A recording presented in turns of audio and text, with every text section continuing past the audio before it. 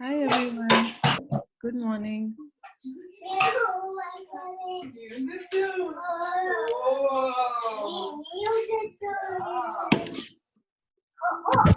I see some of you are online already. Hello to you.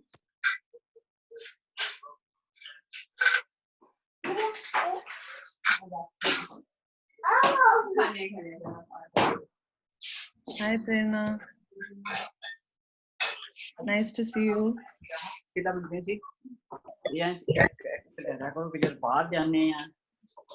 think some of you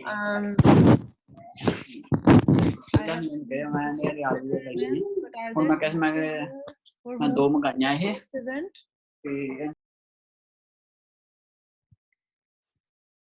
Drop a note in the chat window. Hi Sandy, good to see you. Good to hear good Punjabi. Hi Om. Good morning everybody. Good morning. Sandy's, I know it's your first time for a CTA event. Welcome. Hi Nirupama. Is this your first event too, Nirupama?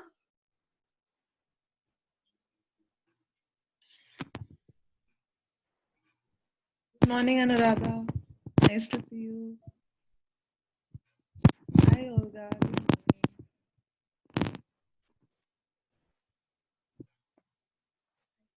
morning. Madison is also online. Can you hear me? Yes. Hi Madison. Good morning. Hi Moira. Good morning. Oh, well, good afternoon. Sorry. For some of you, it's afternoon already. Okay. Welcome, Nirupama. Good to see you. Good to see it's your first time. This is a great event to get started with.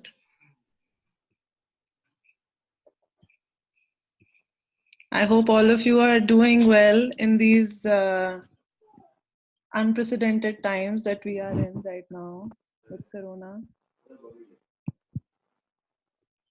We here in California are in lockdown, and I hope that everybody is at home with their loved ones and staying safe.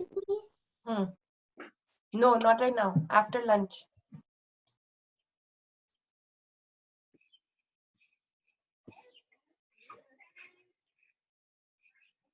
Any more people here who where this is their first time at a CTA event?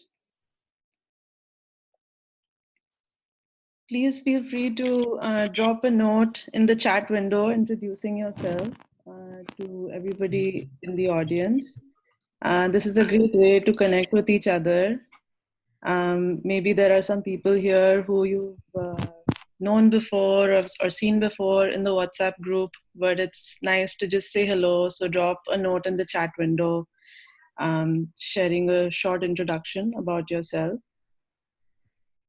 And we'll give it a few minutes before we get started with the event. Madison, would you like for us to maybe switch on your video so everybody can see you and we can get set up? There we are. Hello, good to see you. Hello, everybody. Good to see you. Lovely to see you. Great lighting. Oh, good. Good when it works out. Hi, Amreen. Great to see you here. Yes, good. Hi, Madison. I'm happy to see you surrounded by the herbs behind. Oh, yes. Me too. That's a beautiful backdrop. So, well, we'll give it a few more minutes for people to join. But, in the meanwhile, I want to just share a quick introduction about coming to Ayurveda. And for those of you who've never been to any of our events before, this is our fourth event in the Women in Ayurveda speaker series that we started in December. Madison has graciously agreed to be our speaker today, and I can't wait for us to hear her talk. She's a great speaker. I've heard her speak before. And she's also a Ayurveda alumni. She's an Ayurvedic doctor. She practices in Gualala. And she's going to be talking to us about a very interesting topic that a lot of people in the Coming to Ayurveda community would love to know more about how to create their new practice, how to find their specialty, how to preserve the authenticity of Ayurveda here in the West. So I'm very excited today for this talk. And as part of this series, we've really tried to bring women in Ayurveda who are pursuing their passions in Ayurveda in all sorts of different fields, whether it's as moms at home, or as teachers, as healers, doctors, practitioners, business owners, running nonprofit groups or communities. So we've really had a great our community comprises of these diverse individuals, and I'm very happy to bring some of these speakers here to everybody, for everyone to listen to. If you may have questions as we go along during the talk today, so please feel free to post your comments and questions in the chat window. The way we're going to do this is, I'll hand over to Madison soon, and if you want to ask her some questions, if you'd like to cover something, then we'll take those at the end. We'll keep some time in the end for questions. But please do share your comments and questions in the chat window, because we'd love to make it interactive. And with that, I'm actually going to hand over to you, Madison. And thank you so much for being here, everybody. I really appreciate it. Thank you. Thank you, Shruti. Thanks for inviting me, and I'm happy to be here with you guys. It's an interesting time that we're all witnessing, and so it's a good time for us to connect online, even though there's so much oddness going on in the world.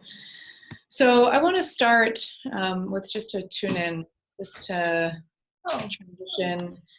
My spiritual lineage is Kundalini Yoga, so I'm going to do a tune-in with that. And then I'd like to chant a mantra for the Adi Shakti, since this is a group for women in Ayurveda. I'd like to do a little mantra to invoke the Divine Feminine. So we'll just do that. If everybody could just close your eyes and bring your hands to your heart, or a mudra, or however you'd like to sit, and just take a nice deep breath. Om Namo Guru Dev Namo, Om Namo Guru Dev Namo, Om Namo Guru Dev Namo. Ad Gare Name, Jagad Gare Name, Sad Gare Name, Siddhi Guru Deve Name. Ad Gare Name, Jagad Gare Name, Sad Gare Name, Siddhi Guru Deve Name. Ad Gare Name, Jagad Gare Name, Sad Gare Name, Siddhi Guru Deve Name. Adi Shakti, Adi Shakti, Adi Shakti, Namo Namo. Sarva Shakti, Sarva Shakti, Sarva Shakti, Namo Namo. Pretam Bhagavati, Pretam Bhagavati, Pretam Bhagavati, Namo Namo. Kundalini, Mata Shakti, Namo Namo.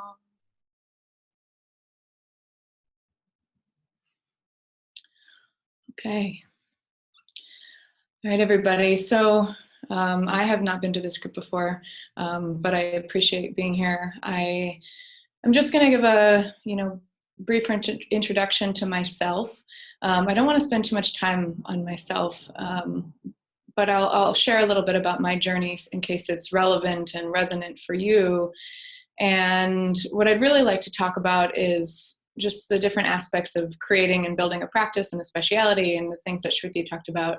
And I'd like it to be as interactive as possible, or conversational if possible. So please do throw out questions.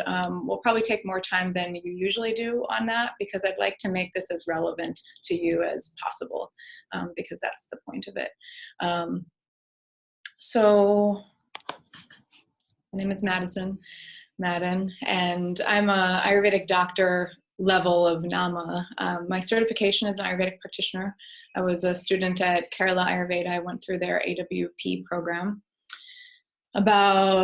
Graduated about 6 or 7 years ago there. And after that, I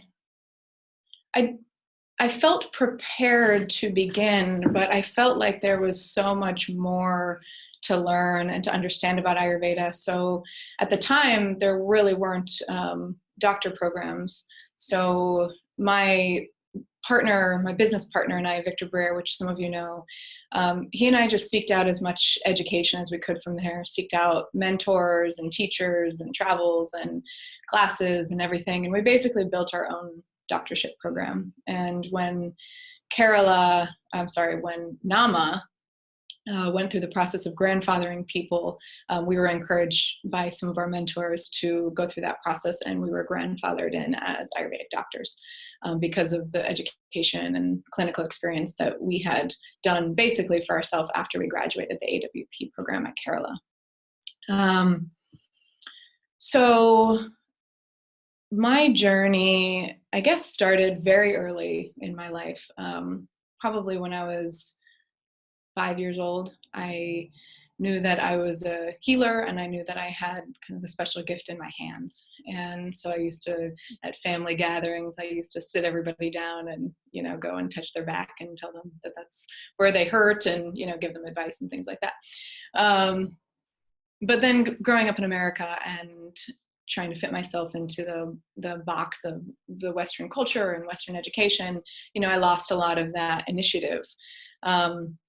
I was also really sick. When I was about 2 years old, I was playing in a park that had been recently sprayed with pesticides, and I got really sick and was treated really heavily with antibiotics and steroids, wiped out my gut and my immune system. And so for my whole adolescence, I was really ill with all sorts of seemingly unrelated health issues. And when I was in college, I found myself on about 8 different pharmaceutical medications, each one kind of leading to the other, leading to different side effects that led to other pharmaceutical medications. And I honestly felt like I was dying. And I remember telling someone that I didn't think I would live to be 30 because nothing seemed to be working. I felt like I was just getting worse and worse and worse, and nobody really knew what to do. So one day I was gifted a craniosacral session by my sister, and I had an experience during that session that changed the course of my life. And I began taking my health into my own hands, and I began changing my diet and weaning off of the medications and seeking alternative practices. One thing led to another, led me to yoga. And eventually I met a spiritual teacher, my current spiritual teacher, Guru Bhai, and he was the one that introduced me to Ayurveda. And at that point, I had done a lot of healing on my own, but those deep-seated pathologies that were deep into my tissues, into the Asti and Majadhatu, I needed Ayurveda for. And so Ayurveda and yoga really did deep healing on myself. And so I have a lot of personal experience that I draw upon when I work with my clients. So Victor and I, my business partner, we went through school together, went through Kerala, we practiced yoga together, and we started our practice together. When we finished, when we started our very first class at Kerala Ayurveda, we met one of our first mentors, Mamta Landerman, which I'm sure some of you know, and some of you know very well. And she really took us under her wing. And we began shadowing her in Panchakarma. We brought her in, set up clients for her, sat in on the consultations, and really learned a lot through a mentorship, personal relationship with Mamta. And I can't say enough to you guys on this topic of creating relationships with mentors and teachers and practitioners that you respect. In my personal experience, that has been where the majority of my learning has come from outside of the clinical practice.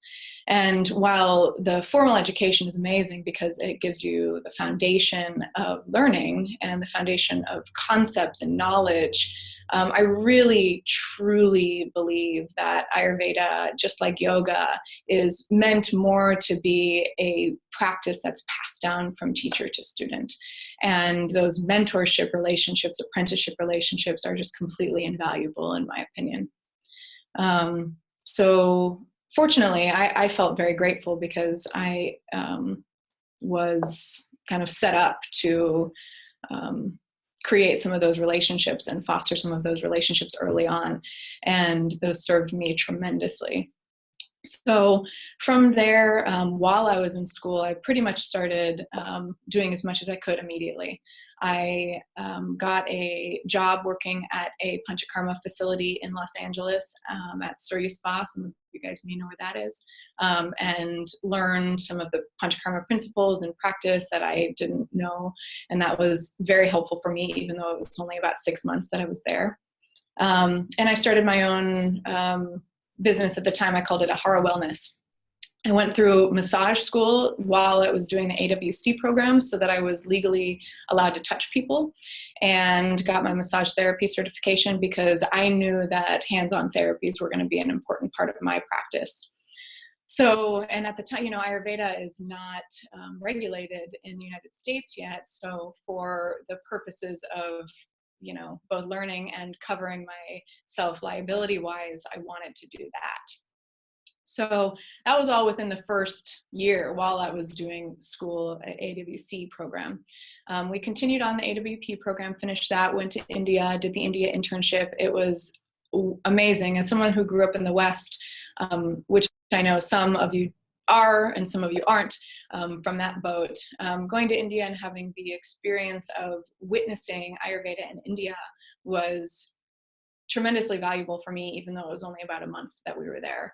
And it was actually valuable in ways that I wouldn't have expected. It wasn't as valuable in the clinical aspect as I would have expected. It was actually more valuable in gaining perspective of how Ayurveda is practiced in India. And actually some of the things that were eye-opening to me about that, including how westernized it's become in India, and some of the challenges there, and the opportunity that we actually have here in the United States to preserve the authenticity of Ayurveda, the spiritual aspects of it, the roots of it, and try not to completely box it into the Western paradigm that a lot of the world is doing. So that was education-wise. Immediately after coming back from India, we started our practice in Calabasas in Southern California. We rented an office space. We looked for probably about 9 months beforehand, trying to figure out what it was that we wanted and didn't want and could afford and couldn't afford, and what part of town, and all those things, all those questions. And I learned a lot, both about myself and about that, when some of those things that I thought were just completely, I couldn't live without. Like, I get made fun of, probably once a week by my community here for insisting that we had a shower in our clinic, because I just thought it would be so important for people to be able to shower after doing Panchakarma or an oil therapy. And it was impossible for us to find an office space, a commercial office space with a shower. So we did not rent an office space with a shower, and it worked out just fine. And we've, learned to adapt with that, and we still don't have a shower, and it works out just fine. So there's a lot to learn in those processes. And so we rented an office space there. It had a treatment room, a storage unit, a front lobby, and a bathroom. And it worked out perfect for us. We were there for 2 years, and we built a fairly solid practice there. And then we actually moved to Northern California after that. And we moved to a very small rural town on the Northern California coast, about 3 hours north of San Francisco, called Gualala. And that's where I currently reside. And we have a full-time practice here, which we now have a building that we purchased last year, and we renovated it. We purchased it with a small business loan from one of our local credit unions. And that is a valuable experience that some of you may be interested in now or future time in your practice. Some of the ways that you can fund projects to make your practice actually viable. There are many different ways you can do that, and some that you may not have thought about. So we have a clinic here. It's a freestanding building that we have a treatment room, 2 offices, a lobby. We have a dining table because we do a lot of food-related events and meals and things like that. And we also have a kitchen that we built into a commercial kitchen. And we do cooking classes, and we do dinners, and we offer Ayurvedic meals for pickup for our clients. We do Ayurvedic lunches. So we have local clientele that come and pick up lunches, and some that we donate to who can't afford it. And in our practice, we do pretty much everything that we can in the United States. We do everything from consultations to therapies to panchakarma. And we have, I'm part of a yogic community. There's about 7 of us that live up here and all work together on this. We integrate in environmental education and climate change education into it, because we see what's going on with our environment and Ayurveda as basically 2 sides to the same coin. And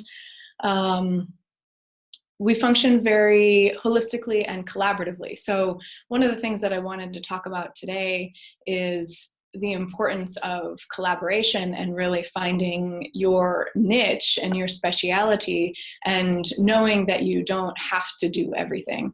Ayurveda is a beautiful holistic system that ultimately teaches you how it's all connected, and you as a practitioner can and do understand the interconnectedness of all of the systems and all of the ways of treatment, but you don't need to do it all. For instance, in our practice, my partner Victor works more in the consultation space, more in the diagnostic space, and I function more in the therapeutic, treatment oriented areas.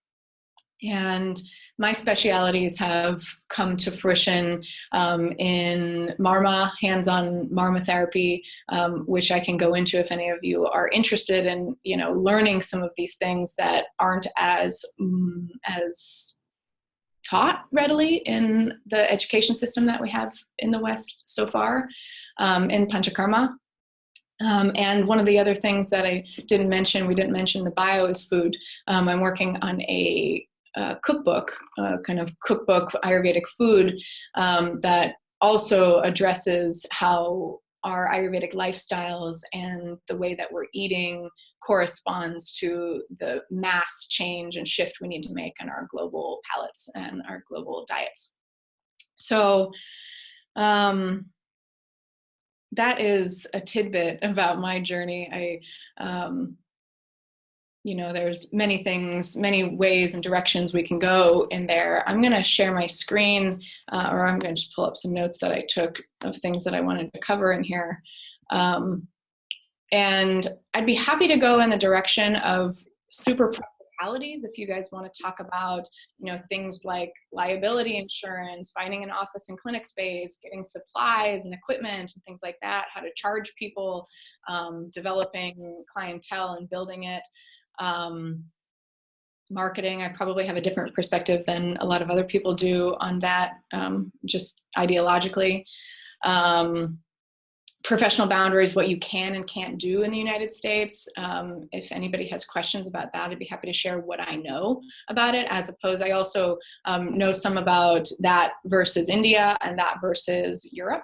I have looked into practicing Ayurveda in Europe, and so I know a little bit about that if anybody has any questions there. In continuing education, things like that. So we could go in a lot of different directions. So let me read some of your guys' requests that you have here and see where we want to go. So if you have anything, write it down now and we can go into it. All right. Would I let you know when my book is launched? Yes, I will let you know. I don't have a date for it yet. I'm still working on it. How did I choose Gualala? How I chose Gualala, I did not choose Gualala. I actually more or less followed my teacher to Gualala. It actually goes, it's relevant because it goes back to our relationship with Mamta, one of our first mentors. Her husband was passing and we came up to support her funeral, and she lives in Sebastopol. And a group of us, of yoga teachers that I cohabitate with, we all fell in love with Northern California, and we were all living in Southern California at the time, and realized that we were building our lives in a place that we didn't want to be long-term. And so it took us about 2 years, but we basically worked to be able to uproot our lives and plant them somewhere else. So our businesses, our marriages, our homes, our jobs, things like that. So we landed on Santa Rosa initially because we thought that would be a more sustainable place to live.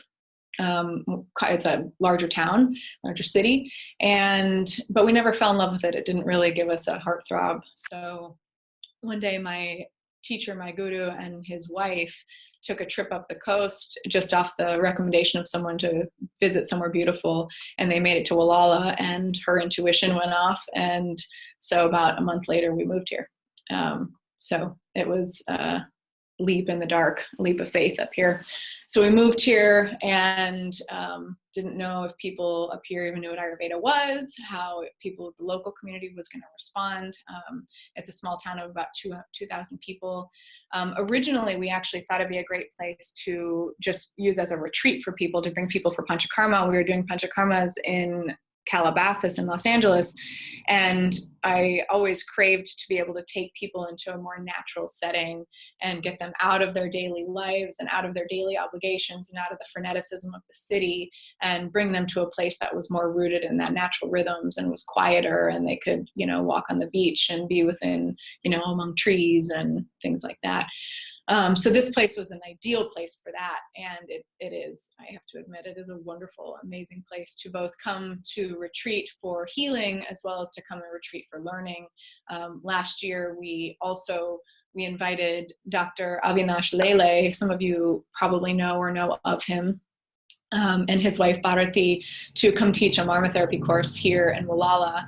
And we've also had some other educational courses here, and it's a wonderful place to come and learn, kind of retreat to come and learn and get out of the freneticism of the city or your home space and things like that as well. So that's how we landed in Gualala, and we're still here. We still have a city presence. We have we go down to Los Angeles still once every month or every 2 months, and we still see some of our clients down there. We rent a office space from an acupuncturist down there, and we go down for a long weekend and see our clients down there, and then they come up here. Some of our clients come up here for retreat or for Panchakarma or things like that, and we also have an office space in Marin County in Fairfax that we go down and see clients down there. So for us, it's a balance between being in a rural area that we want to be in nature, and then also being able to be accessible to cities where there's more population and things like that. Okay, Madison, can you please elaborate on how you went about educating yourself on marma therapy? Yes. That has been challenging, I have to admit. It's something that I am very drawn to. It's a gift that I have, and it's something that my teacher has encouraged me to do. And it's been very challenging to find very solid resources for it, to be completely honest. So what I did is one of my mentors, one of Victor and I's mentors over the years has been Dr. Suhas, which some of you probably know. He's in Santa Cruz, and then Dr. Manisha. And so I asked him who he thought was the best marma specialist in the world. And I wanted to go and find him or her, whoever it was that he recommended. And so he wrote me back and he said, "Oh, Dr. Avinash Lele." And so I said, "Okay, can you get me in touch with him?" And he said, "Sure." So I got in touch with Dr. Lele and thought that I would maybe go and study with him in India. And my teacher said, "Well, why don't we invite him here to do a course here?" So we did, and he accepted. And so he came and taught a course here. And in that, then we developed a personal relationship where, we get to shadow him and his clients. He taught the course. He stayed with us. We got to, ask questions. We went and stayed and visited them in India after that. And so again, it was about developing a relationship with a mentor that we respected and learned that way. So that's one way that I've learned marma. The other way is through self-educating. through books, through resources, through clinical practice, through observation, through basically through my own observation. I've also sought out other people that I've spoken to and learned from over the years.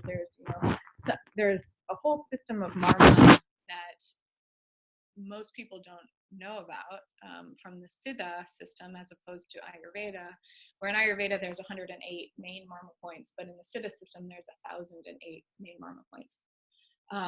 And that is very much rooted in Kalari and Indian martial arts. And so there's a whole world of Marma out there. I feel like I'm still learning, but I have a lot of experience and practice in it now, and would like to be part of helping to educate Marma therapy to other practitioners, because it seems like something that a lot of people are interested in, and it seems like a hole in our understanding in the West.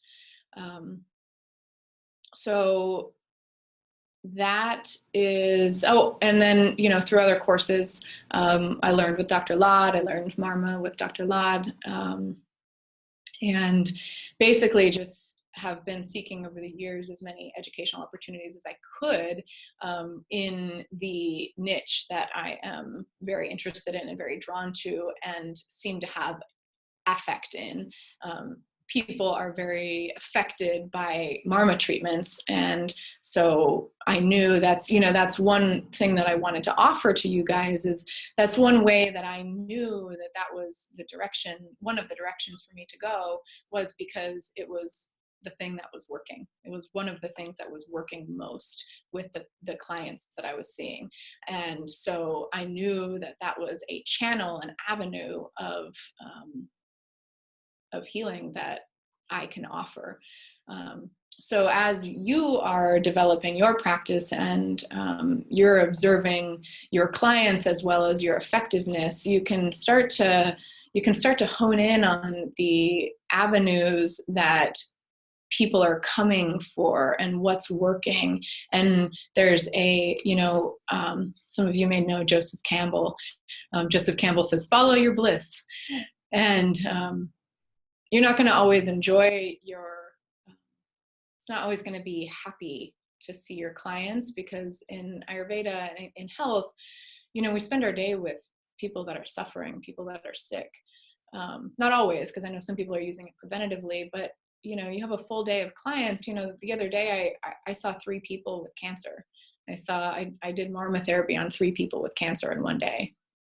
And so it's not always happy in that way, or it can be heavy. But there's a certain bliss that I experience when I am doing Marma that tunes me into the channel with the infinite. And it's a really beautiful thing. And so for Victor, that's not Marma therapy. He gets that experience with pulse reading. He is an incredible pulse reader, and he has a similar experience with that. So everybody's going to have a different channel for that. And if you don't already know what that is, just start to observe your own experience as well as the experience of the people that are coming to you. Okay. Hi, Madison. Nice to see you. I'd be interested to know how you divide up practice areas between those who are similarly qualified. Okay, so you mean practice areas like in our practice, how we divvy up duties between people? Is that what you mean by that?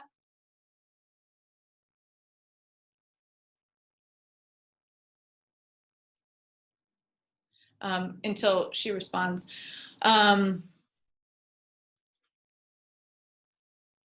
I think you touched on it based on interest. Okay. Yeah, it's based on interest and effectiveness. And then the other thing is what serves the rogi the best. So sometimes we'll have someone come in who, has a history of sexual abuse and has some challenges with with men, in which case I'll do the consulting.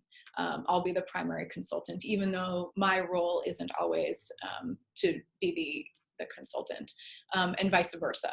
So we will, the most important thing to remember is that we're here to serve the rogi, to serve the client. And so when someone comes in, it's our job to discern what it is that they need most and what would be most effective for them. And then we can divvy up our duties in that person's life and in that person's treatment protocol based on that.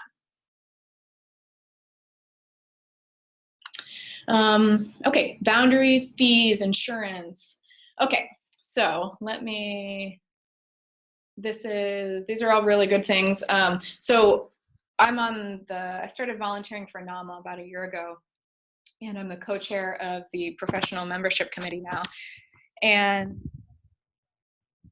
I really wanted NAMA to have a clear understanding of the people the demographic of the people that they were serving, and what people's challenges were, and in their practice and in their lives as Ayurvedic professionals.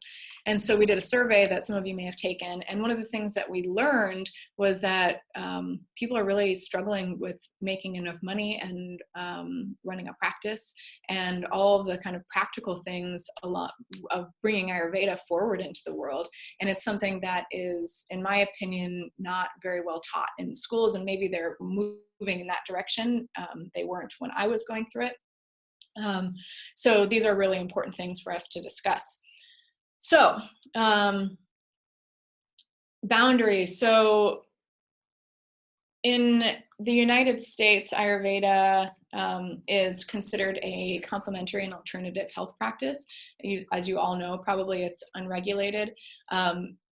People are trying to push Ayurveda into the direction of becoming licensed, which it seems like most people are on board with. I'm actually not a supporter of that. I actually don't think that's a good idea. And I'd be happy to answer questions about that if anybody has questions about that. But for now, Ayurveda is basically unregulated. So what that means is that you are free to practice. It actually gives you a lot of freedom to practice, because you can integrate a lot of things that a lot of health modalities can't. So you can integrate diet counseling and hands-on therapies and spiritual counseling and all of these things that a lot of practices are actually not able to do because it's unregulated. Now, what you can't do is you can't do anything that is invasive. So there's a little bit of ambiguity as to what that means. So for instance, you're not allowed to do vamana. You're not allowed to do rakta mokshana, the bloodletting. Technically, some people say you're not allowed to do nasya because it's inserting things into somebody. But like I said, there's ambiguity there because there aren't the regulations around it. Basti, for instance, some people don't do, but you're for sure not allowed to be the person that inserts into the rectum. In our practice, we have people, we prepare the decoction or the oil, and then we have them insert it themselves. You're not allowed to have any words related to medical. So you can't use the word treatment, you can't use the word medical, you can't use the word prescription, prescriptive, things like that, diagnosis, anything like that. So you have to be very careful around the words and the language that you use, both in your liability waivers and in the way that you're talking and presenting and talking to your clients. You have to use words like recommendations. You have to use therapy versus treatment, things like that. And you shouldn't be calling what you do massage. You should keep it to the realm of Ayurveda. So as long as you are tracking and communicating within the language and boundaries of Ayurveda, and you're not doing anything invasive, and you're practicing under your scope of practice, which you're educated to do, and not beyond it, then you're safe to practice Ayurveda in the United States right now. In India, that's very different. So in India, Ayurveda is a licensed, it's a medical practice, and they do things in India that we're never allowed to do here. You know, we can't do things like urobasti, we can't do bloodletting, we can't, all sorts of different things. The use of metals and certain herbs and things like that, you have to be careful with. Like, you know, the FDA has certain regulations around things like Bala, for instance, you're not allowed to consume internally, where in India, you know, Bala is part of so many different herbal formulations. Now in Europe, a lot of Europe is, Ayurveda is actually pretty well known in some parts of Europe and Germany and things like that. But in most of Europe, you really do need to be practicing under the gaze of a medical doctor. And it's actually harder to practice Ayurveda in a lot of the European countries as it is in America, because it's much more highly regulated in Europe. Let's see. Okay, so insurance, that's an important one. We have an insurance we've had.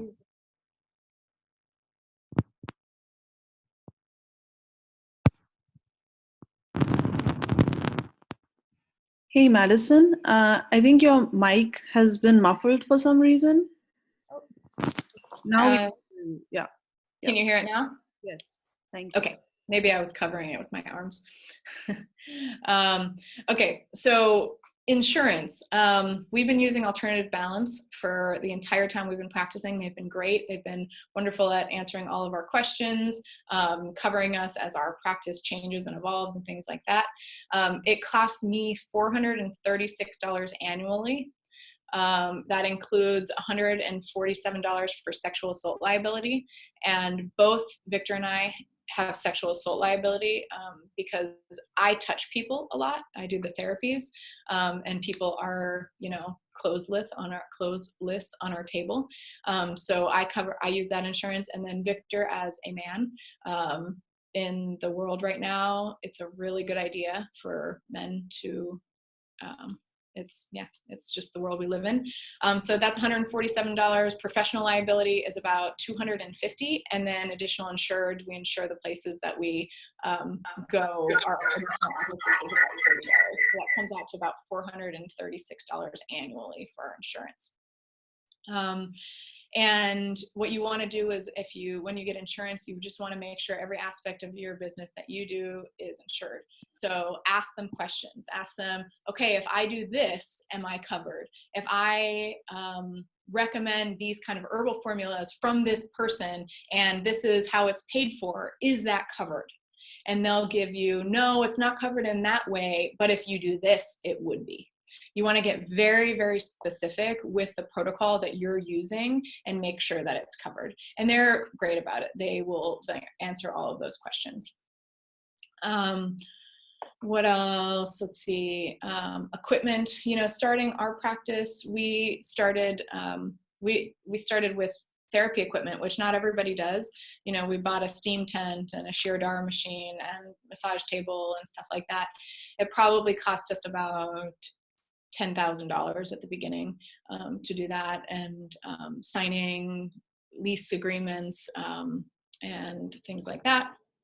If you're doing counseling, you don't need to start with all of that equipment. But you know, the thing that I would say most importantly about getting started is just start where you are. For me, I was looking back, I was really nervous. I was really nervous about starting. I felt like I didn't know enough. I felt like I wasn't experienced enough. I was scared of harming someone. I was scared of giving them recommendations that, you know, wouldn't be accurate, or harming them in some way. I was afraid of being wrong.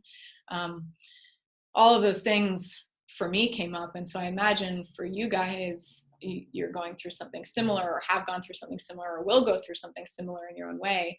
And the advice that I have is just to start with where you are and what you know, and don't go beyond that. Don't pretend like you know more than you do.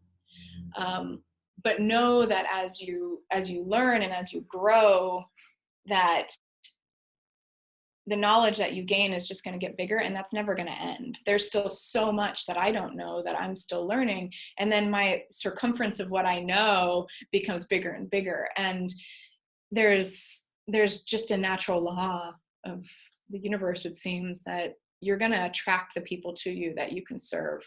And so when they come to you, you serve them with what you know. And if they need something that you don't know or you don't have to offer, then you can allow them or encourage them to go see other people and build your network around you of professionals that can support them and support you as you continue. But you just have to start with where you are. Start with whatever you have, start with the money that you have, start with the resources that you have, and begin, because that's where, like I said, the learning is going to come from the relationships that you build and from your own practice of observation as you're working with people. How do we initially build our client base? We built our client base first on the people that we knew. We just started bringing people in, all of our friends and family and colleagues and things like that. We just started working with everybody. We gave them free treatments, consultations. We did Shirodara Saturdays where we brought everybody in and gave everybody Shirodara. We gave talks at local places. I think that was probably more valuable for us in gaining experience than it was in gaining clientele. And then from there, it just becomes word of mouth. So we really didn't do any marketing, really. We haven't really ever, and when we have, it hasn't really worked much. We found that word of mouth and platforms that encourage word of mouth like Yelp have been our best sources of marketing, because when someone has an experience that works for them, then they tell people about it. So in my opinion, we kind of have it backwards. People are trying to encourage business Ayurvedic practitioners to get more involved in social media and branding and all of these things around, what kind of the typical Western business model looks like, and the image of a successful business person. But in my opinion, that's not how you build a successful practice. What builds a successful practice is building trust with clients. And a relationship that's rooted in trust is going to begin to break down the things that are creating the disease in them in the first place. It's going to build long, sustainable relationships over time rather than people that come in once and then never come back again. It leads to referrals, word of mouth, things like that. So in my opinion, really prioritizing your own confidence and your own education and your own ability to serve the people that you're working with, that is the best source of marketing, because someone who is healing or has healed is your best marketing tool. They walk down the street and they see somebody and somebody says, "Oh my God, you look so great. How are you doing? Like, what are you doing?" Then they're a walking billboard for you. So I really warn against the popularized forms of marketing for Ayurveda, because it'd be so easy to turn Ayurveda into what we see yoga as today in the West, which is kind of, I like to call it like a fast food yoga. Not that it's bad, but it's been commercialized and it's been watered down, and it's been, it's kind of the beautiful circle of this holistic practice is trying to be kind of put into a square box. And I don't want to see Ayurveda do that. I really want to see the authenticity and the breadth of Ayurveda to be preserved and encouraged. And I don't want to fit Ayurveda into the box of Western medicine. I want the paradigm of our current health system to move towards the paradigm of Ayurveda, as opposed to the other way around. And ultimately, that's why I don't believe in the way that we're moving towards licensure, the way that we are. Okay. I hope this is in some way valuable for you guys.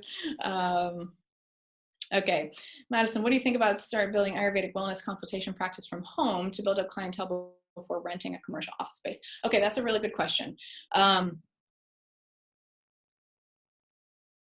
Yes, you certainly can, especially if you have space for it. Although I will say that there's something psychological about having the professionalism of an office space, both for yourself and for your clientele. It's a very different experience to come to see someone in a professional setting than it is to come in a home setting. And with that said, some people prefer the home setting, both clients and practitioners. There's some Ayurvedic doctors that I know that have been practicing out of their home. They prefer that, for their whole life. So really that's more of an intention and a preference.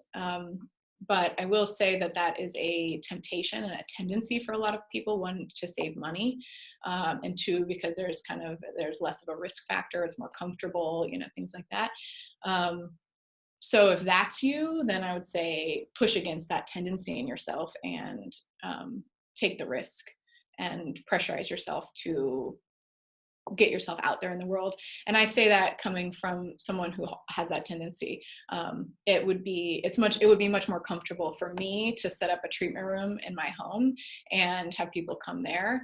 And I have been pushed against relentlessly by my mentors and teachers and, now by myself, to basically say, no, Madison, you got to put yourself out into the world. You have to put a sign on Main Street. You have to put yourself out. You have to make yourself known and have people come into the office, and you have to, build a clinic and a treatment center. And, you have to think of this more as, you have to make it big as opposed to make it small and comfortable and allow people to come into that. Because that's not necessarily going to be the best thing for the service. And you have to remember, well, we all have the practicalities and the money and the, all that stuff that we all have to think about. And it bogs us down to a certain degree. But we have to remember that really we're in this to serve our clients. And we're in this, I would venture to say, for me, I'm in this to be part of changing the paradigm of health in the world. And sometimes that has to take us out of our comfort zone.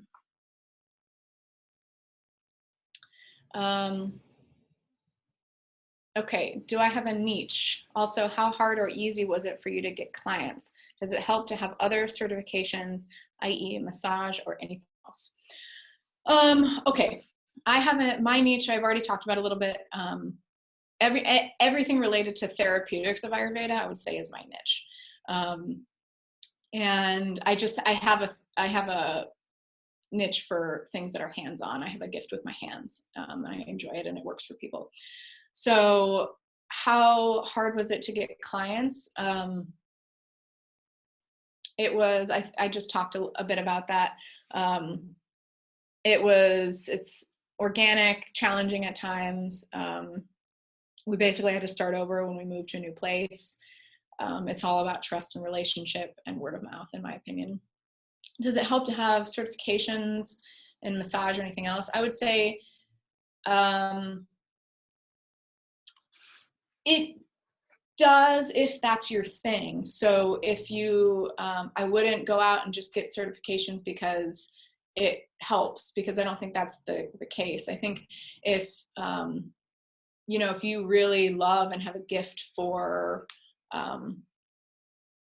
Pilates or something, and you want to integrate that into your Ayurvedic practice, and you see the connection and you see how they build upon each other, then sure, go get that certification.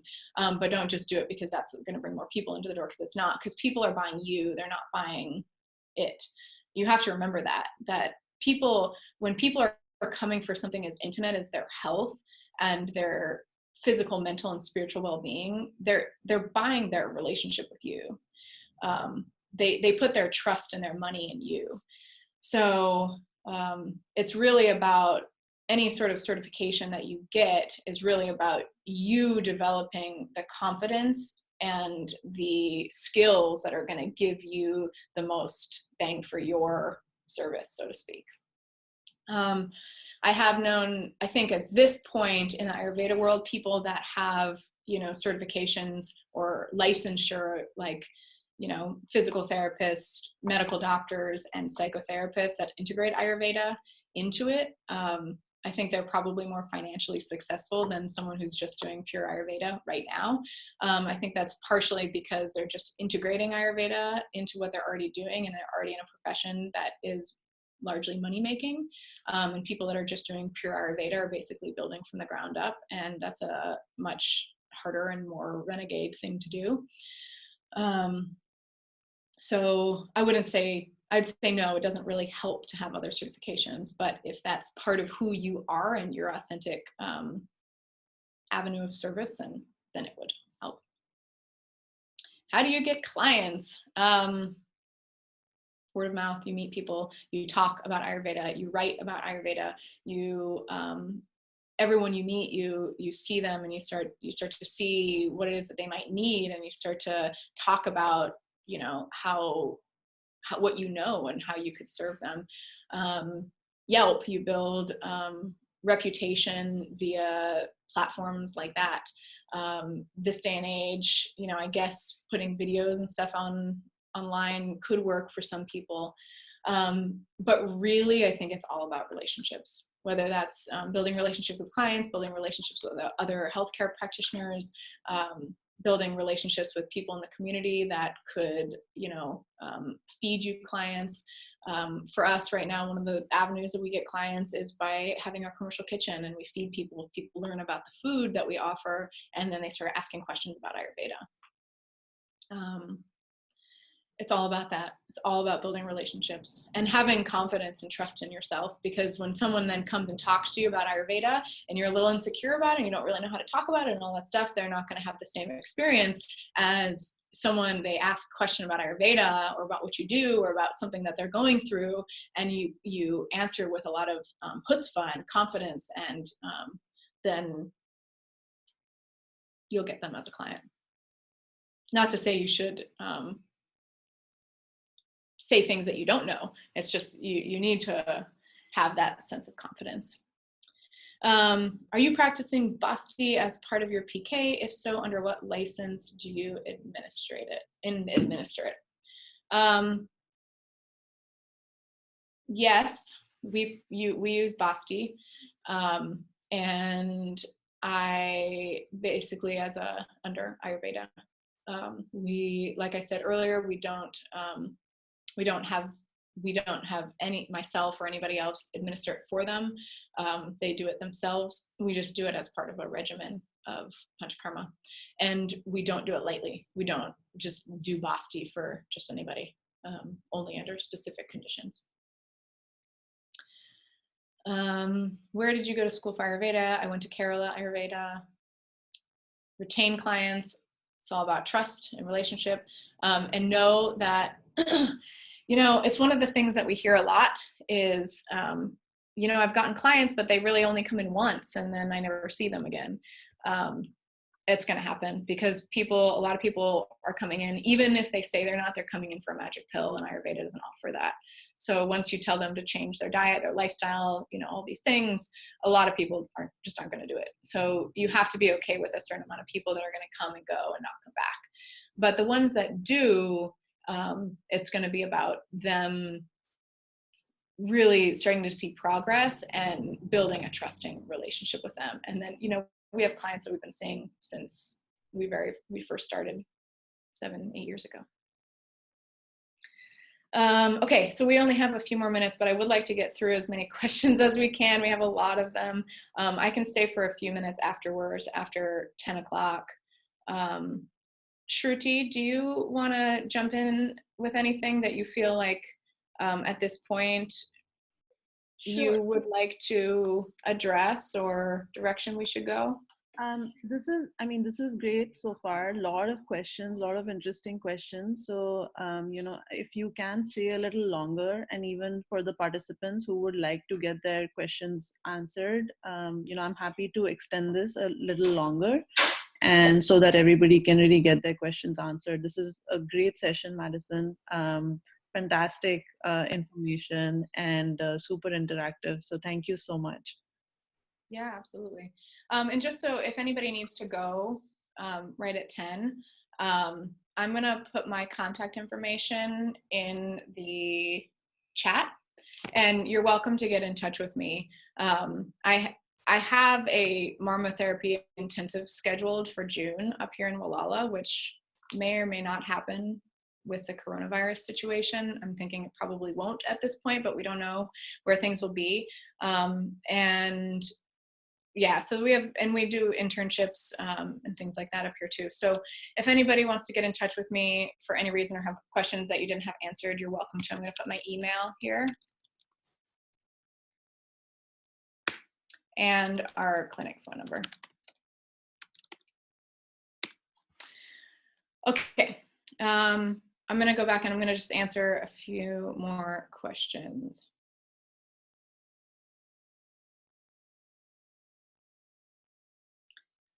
Okay.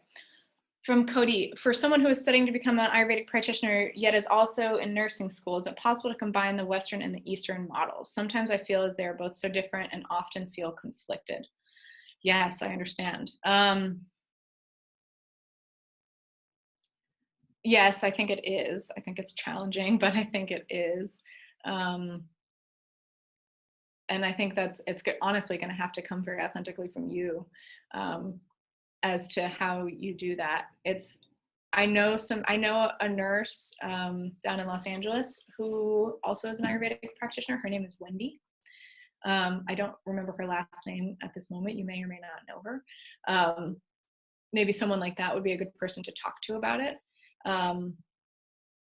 You have to be careful with your regulations and licensure as to what you are and aren't allowed to do with Ayurveda as a nurse. But I think it is a brilliant and wonderful way to bring the Eastern modalities and thought into the Western paradigm. It gives you a big platform of people to talk to and expertise that people will listen to.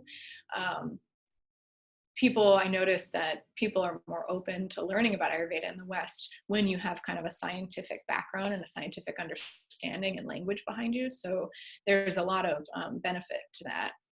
You just have to really learn what's true for you and then how you're going to bring that to the world, like in a package. So yes, I do think you can. You just have to be careful and kind of creative with it.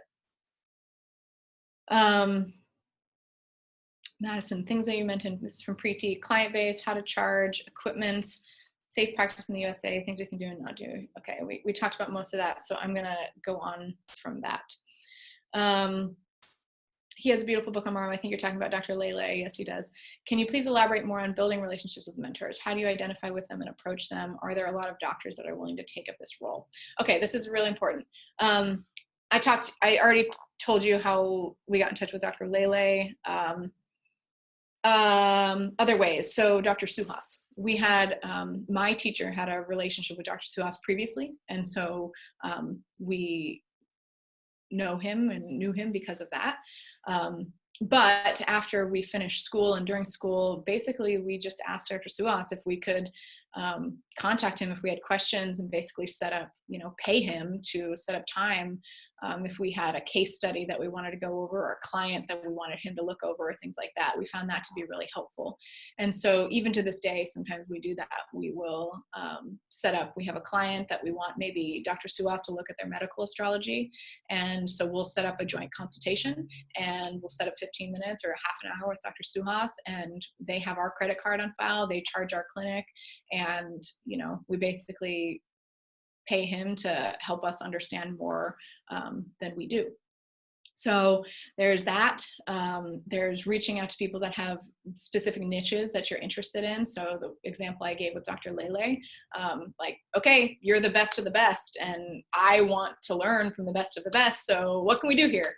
How can we, does this mean, can I come spend time with you? Will you come to the United States and stay with us? And can we ask questions? Can we shadow you?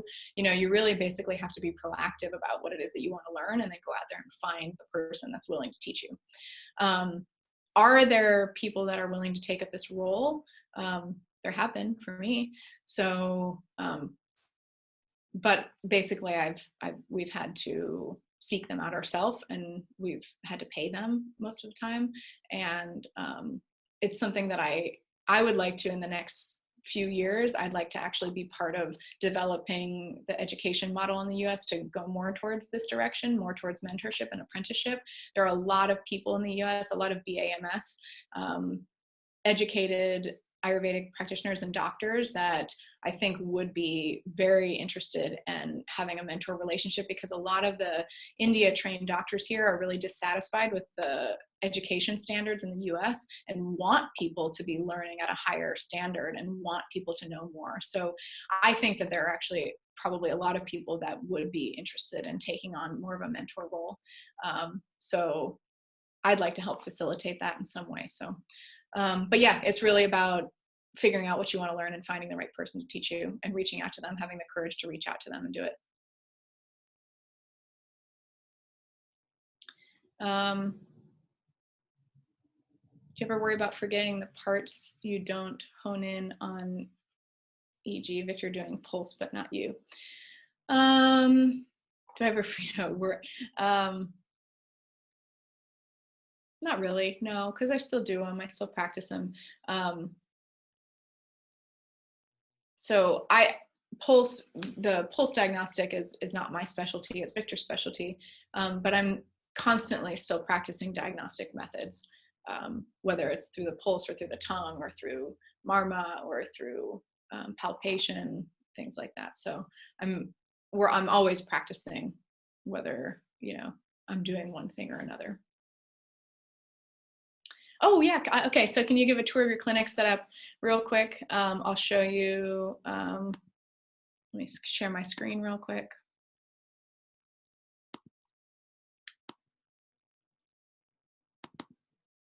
So,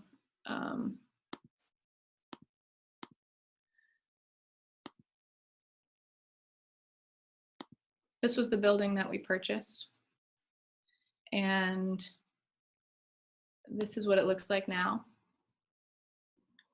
And that was what it looked like at some point inside when we were constructing it. And this is the inside. So this is the perspective from the front door.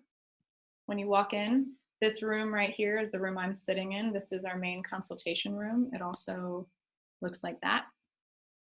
The herbs are right here on this shelf right here. And then this right here is my office. It doubles as another consultation room or a treatment room. And then back here behind this wall is our main therapy room. And it also is attached to a bathroom. And that has all of our therapy equipment and table and things like that. And then there's a door right back here that goes back to the kitchen. And that commercial kitchen we have, outfitted for cooking and prep.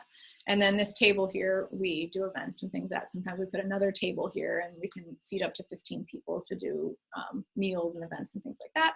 And then we also, attached to that in the back is Benjamin Brown's office, and he runs Pacific Coast Herb Company. And so he has herbs back there, and he also does Jyotish readings from back there.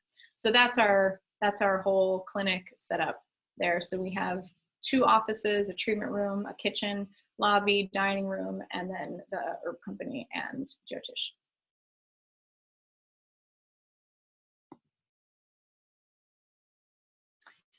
Okay, I'm gonna do 2 more questions and then I've got to call it a day. Can we attach medicine word with complementary and alternative medicine? I don't. I've been warned against using the word medicine. So in general, I do not use the word medicine. I use complementary and alternative health modality. How about the license to touch in therapies? We weren't told you can't.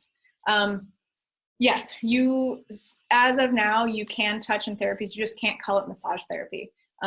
Just use the Ayurvedic language. Call it Abhyanga or call it, whatever it is, an Ayurvedic therapy. Don't call it Ayurvedic massage.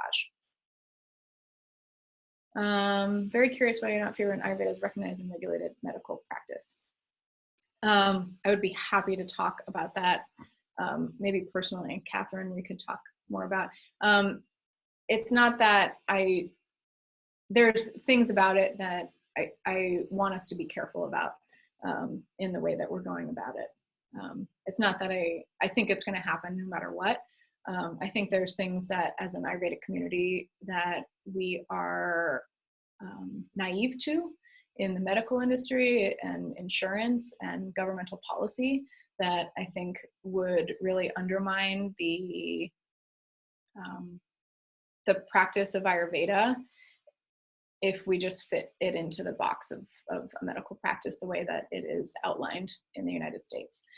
And we have seen it happen with Chinese medicine. We've seen it happen with chiropractic. And yeah, I really don't want Ayurveda to follow the same trajectory that potentially limits it. So that's really why. And I think we just need to be very careful about it. And then on the other side of it, that, you know, more and more medical practitioners are basically turning away from being insured and things like that. I think one of the driving factors of Ayurveda becoming a licensed practice is so that people can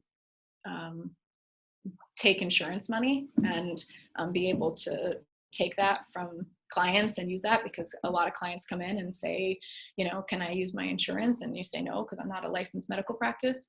But there's so much to that world politically, and that it opens us up to a lot that we need to be aware of and educated on and tread very delicately. So there's a lot in there in that question, but I'd be happy to talk to you more about it. So if you want to contact me, we'd be happy to have a conversation. Can you please repeat the name of the company you use for insurance? Yes, it's called Alternative Balance. Oh, she already wrote it down. Okay, you guys, so that I got to stop there. I'm going to copy and paste the messages or the questions that you guys have that I didn't get to, so that I have them. And I wrote my email down. So if you want to get in touch with me or schedule a phone call to talk more, I'd be happy to. And I'll have those to reference there too. I hope that this was helpful and useful and in some way resonant with you. And thank you for being a part of it and spending your time. Thank you for becoming an Ayurvedic practitioner. The world needs it. Thank you so much, Madison. This was a fantastic session. I'm sure everyone enjoyed this as much as I did. For those of you who are new to our events, I did post a link to join up the Coming to Ayurveda community so that we can add you to our WhatsApp group discussions. We also will continue to run the Women in Ayurveda speaker series, and you know, look out for emails from us in terms of future events that are coming up. Thank you so much again for joining us. I know that this is a difficult time that everybody is going through, but I'm really grateful that we could all be here today. And I also know that a lot of us are playing a very active role in our communities to help people with, you know, with improving their health, understanding more about how to prevent coronavirus and stay safe. So thank you everybody for joining today. And thank you, Madison, for taking the time today. Thank you so much. Absolutely. Thanks, Ruti. Thank you, everybody. Namaste. Namaste.